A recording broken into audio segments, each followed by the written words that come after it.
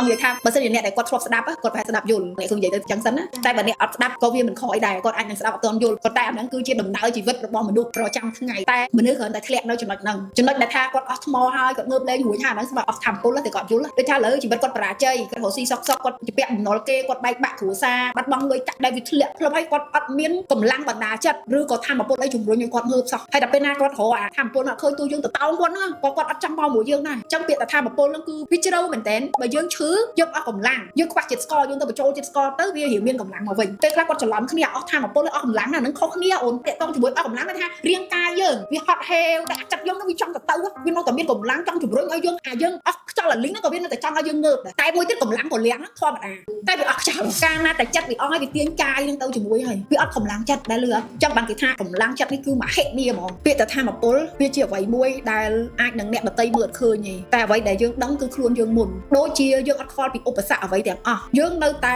មុខមុតនៅក្នុងការធ្វើហើយសួរថាស្អីដែលដឹកឲ្យយើងទៅធ្វើដល់ថ្នាក់ហ្នឹងទាំងយើងមិនទាន់សម្រេចបានលទ្ធផលទាំងយើងមានបញ្ហារាំងស្ទះអីជាច្រើនខ្ញុំលើកឧទាហរណ៍ខ្លីមួយបងប្អូនដែលជាកងទ័ពរបស់យើងដែលគាត់កំពុងតែបម្រើជាតិទោះមានឧបសគ្គយ៉ាងណាអ្វីដែលគាត់មាននោះគឺធម្មពលដែលគាត់មិនអាចបោះបង់បានណាវានៅតែមានឆន្ទៈនិងភាពធន់នៅក្នុងការហុលទៅមុខអា inner របស់គាត់ជំរុញពីក្នុងមកដែលធ្វើឲ្យគាត់មិនអាចបោះបង់អត់ស្លាប់នរណាក៏គេខ្លាចដែរមែនអត់ខ្លួនយើងវាត្រូវទទួលស្គាល់ថាអូអញខ្លាចស្លាប់ប៉ុន្តែអាធម្មពលត្រូវតែរុញគាត់ទៅទោះស្លាប់ទៅដែរ